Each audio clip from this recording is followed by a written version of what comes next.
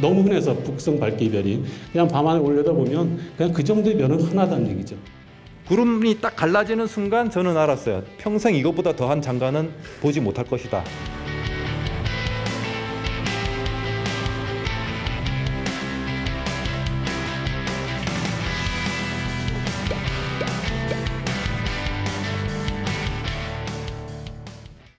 북극성은 천구상에서 50번째로 밝은 별입니다. 무려 그 앞엔 49개나 더 밝은 별이 있고요. 절대 밝은 별이 아니죠. 적어도 아까 그 글을 쓴 사람들은 북극성을 단 한 번도 본 적이 없다는 거에 제 손가락 10개를 다 걸겠습니다. 몇 달 전에 6살짜리를 아이를 데리고 온 엄마가 우리 아이가 즐겨 읽는 책이에요 라면서 저한테 한 권 보여줬는데 동화집이었습니다. 현대 동화집. 잠깐 볼까 그랬더니 아니나 다를까 거기에 북승 이야기가 또 가장 밝은 별이라고 서술이 되어 있는 겁니다. 그래서 그 책을 제가 복사를 했어요. 뒷페이지 이제 저자 때문에. 그래서 그 저자에게 직접 전화를 했습니다. 네, 몇 페이지 몇 자 줄에 그런 표현이 있던데요. 기억하시는 것 같아요. 처음엔 그런데요. 그게 뭐가 문제니? 라는 반문하는 거죠.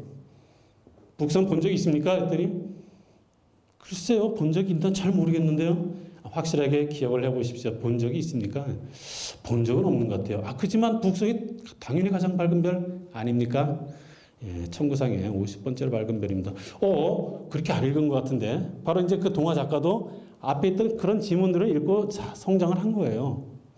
이게 계속 반복되고 있다는 거죠. 그리고 이 반복은 앞으로도 더 지속될 거라는 거. 북성이 가장 밝은 별이 아니고 가장 흔한 밝기의 별이라는 것을 너무 흔해서 북성 밝기의 별이 그냥 밤하늘 올려다보면 그냥 그 정도의 별은 흔하다는 얘기죠.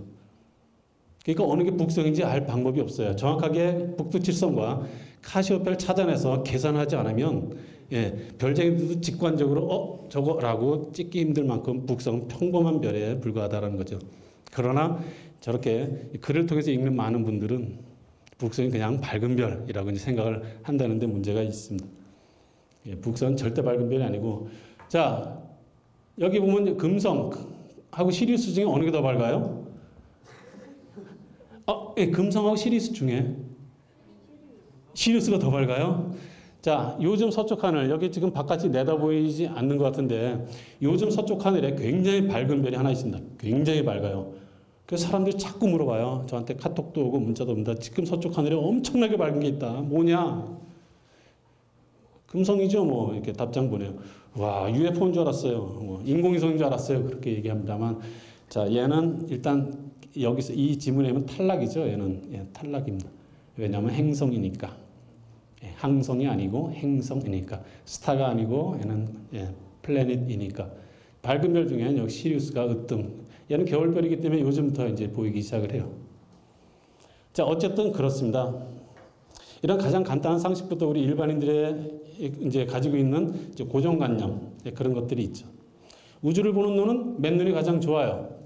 그러나 그것이 답답하다면 천체망원경의 도구를 이용할 수 있죠. 추가적으로 전파망원경이 있고 최근에 가까운 라이고라고 불렀던 바로 그 중력파 검출기도 있습니다. 그러나 오늘 이 시간에는 여기는 맨눈과 천체망원경에 대한 이야기를 나누고자 하는 겁니다. 자, 별을 보셨던 이런 반응들을 합니다. 어떤 사람은 오버액션이라 우와 개쩔어. 어떤 사람은 이게 뭐야 점이잖아. 같은 대상을 가지고 이런 극단적인 반응들이 나옵니다. 그래서 이 사진을 보여드리면 이해가 될 것 같은데요. 자, 플레이아데스라고 부르는 M45를 스마트폰으로 찍은 겁니다. 여러분들은 이 산계성단을 보면 이렇게 보입니다. 그럼 별이 뭐 점 몇 개 찍혀 있는 정도인데요. 이걸 가지고 개쩌러 하는 사람이 있는가 하면 이게 뭐야 점에 있잖아 그냥 이렇게 반응하는 사람도 있어요. 그런데 관측을 하기 전에 제가 이 사진을 보여줍니다. 사진이에요. 이거는 카메라를 달아서 오랜 노출을 줘서 찍은 거죠. 이걸 보여주면 망원경 눈 댔을 때 이렇게 보인다라고 이제 믿는 거예요, 사람들이. 그러니까 그렇게 믿는 믿음이 강한 사람은 이렇게 보여주니까 실망할 수밖에 없겠죠. 그러나 이거는 사진이니까 사진은 사진이고 사람 눈으로 보는 건 다르다는 것을 인식한다면 이것만 해도 엄청나게 잘 보인다라고 인식을 할 수가 있는 겁니다. 제가 본 사진들에 공통점이 있습니다. 뭐냐면 망원경으로 찍은 사진이 단 한 장도 없어요. 단 한 장도 없습니다. 다 여러분들이 그냥 일반이 누구나 들고 있는 DSLR로 찍은 사진들을 연결한 거예요. 왜 DSLR로 찍었을까? 전체 사진으로 밥 먹고 사는 사람이 왜 DSLR로 찍었을까? 망원경을 안 쓰고. 궁금하지 않으세요? 제가 이거 직업 전체 사진가를 하겠다고 생각했을 때 가장 큰 경쟁자는 어디 있냐면 우주에 있어요. 허블 우주 망원경. 망원경으로 찍어가지고 걔랑 경쟁이 안 돼. 밥 딱 굶습니다. 그렇기 때문에 저는 쟤랑 피해서 그러니까 니치 마켓이라고 하죠. 틈새 시장. 그래서 틈새 시장이 사실 틈새기 때문에 몇 명 못 먹고 살아요. 그래서 10명도 안 됩니다. 이렇게 먹고 사는 사람이. 그렇게 찍는 대상 중에 굉장히 많은 게 찍힙니다. 눈으로 보는 걸 찍을 뿐이도 굉장히 많은 게 찍힙니다. 그런 거에 대해서 여러분들한테 짧은 시간이지만 소개를 해드리고 가려고 해요. 캐나다를 가면 항상 보입니다. 여기 사는 사람들은 캐나다 북쪽에서는 우리나라 사람들 저녁 노을 보는 것보다 더 오로라를 자주 봅니다. 왜냐하면 북쪽에 사막이거든요. 추운 사막. 그래서 여기서는 뭐 달력 보면 아시겠지만 이게 표시를 해놓는데 안 본 날이 며칠 없잖아, 그죠? 거의 매일 보이는 곳입니다. 그래서 풍경 보고 싶다면 아이슬란드가 좋은데 오로라만 보겠다 그러면 캐나다 북쪽 옐로나이프나 이런 데 가시는 걸 추천드립니다. 근데 이거가 문제가 아니라 실제로도 저렇게 보이나요? 이게 제일 궁금해 하시는데 오로라가 약할 때는 희미할 때는 사실 눈으로는 색깔이 잘 안 보입니다. 카메라로는 초록색이 찍혀 나오는데 눈으로는 잘 안 보여요. 왜냐하면 사람 눈은 어두운 환경에서 거의 흑백에 가까운 영상을 보거든요. 색깔이 잘 안 보이는데 조금 밝아지기 시작하면 이런 형태가 보일 정도로 이렇게 오로라가 밝아지면 그제서야 초록색 같은데라고 보입니다. 초록색이 선명하게 보이진 않아요. 그러다가 점점 더 밝아져서 결이 보일 정도가 되면 그제서야 초록색이 선명하게 느껴집니다. 근데 이 정도 상태가 되면 저 결이 춤을 추거든요. 저 결이 춤을 추는 걸 오로라 댄싱이라고 해요. 근데 저게 빠르기가 월강 소나타 사막장 정도 됩니다. 무지하게 빨라요. 저러다 갑자기 빵 터집니다. 오로라 폭풍이라고 하는데 이때가 되면 눈이 다 물들죠. 인간이 자연에서 경험할 수 있는 최고의 자연현상입니다.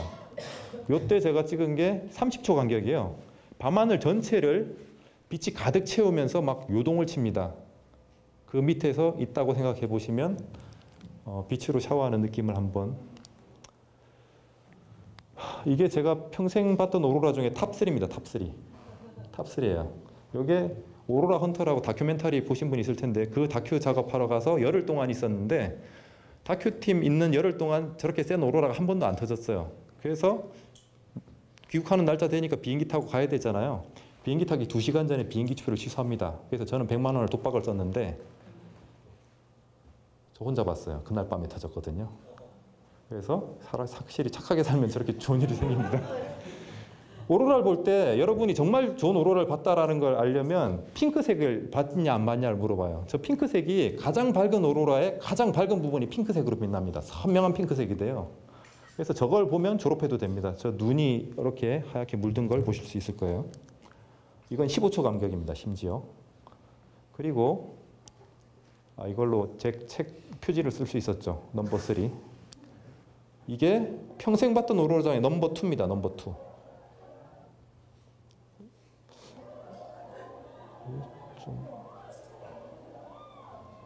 동영상이에요. 동영상.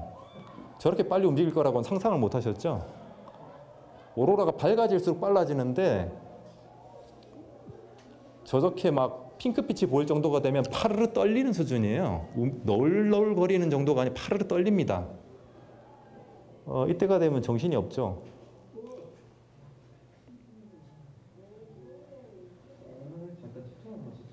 제 목소리입니다. 저도 정신이 없었기 때문에 초점도 못 맞추고 찍었어요. 그리고 대망의 제 인생의 첫 번째 최고의 오로라를 보여드리겠습니다. 바로 이겁니다. 마음이 착한 사람 눈에만 보여요. 왜냐하면 사진을 못 찍었습니다. 이때는. 왜냐하면 그 오로라 찍을 때 제가 제일 아쉬운 게 뭐냐면 카메라를 쳐다보고 있다는 거예요. 오로라를 쳐다보고 있다는 게 아니라. 진짜 아쉬워. 진짜 아쉬워. 인간이 자연에서 느낄 수 있는 최고의 쇼가 하늘에서 펼쳐지는데 밥 먹고 살아야 된다는 핑계로 사진기를 보고 있습니다. 하늘을 보고 있는 게 아니라. 그래도 다 느껴집니다. 왜냐하면 오로라가 뜨면 그 바닥에 있는 눈 알갱이 하나가 다 형광빛으로 같이 빛이 나요. 저렇게 스톰 상태가 되면. 그래서 이게 막 고개를 쳐박고 있어도 다 느껴지는데 나는 이걸 못 보고 이 짓을 하고 있는 거죠.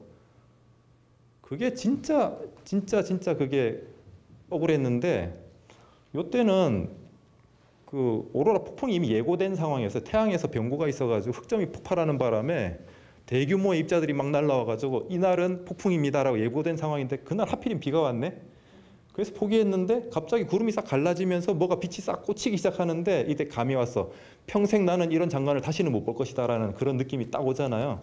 그 느낌을 저하고 똑같은 느낌을 그 조용필 씨가 그 얘기를 하던데 그 신해철 씨가 대학가요제 대상 받는 때 조용필 씨가 심사위원장이었는데 심사위원장이 한마디 하더라고. 그죠? 그때 뭐라고 했냐면 전주를 딱 들었는데 이게 대상인 줄 알겠다고. 구름이 딱 갈라지는 순간 저는 알았어요. 평생 이것보다 더한 장관은 보지 못할 것이다. 그래서 차 트렁크로 뛰어가서 카메라 막 꺼냈어요. 막 꺼내는데 생각을 했죠. 아니다. 이건 찍을 게 아니고 보자. 그래서 카메라를 돌아놓고 봅니다. 그래서 내 마음속에 있는 오로라지만 사진이 없는 오로라지만 정말 최고의 오로라로 남아있어요. 온갖 무지개색이 하늘에서 춤을 추더라고요. 인생 최고의 기억이었어요.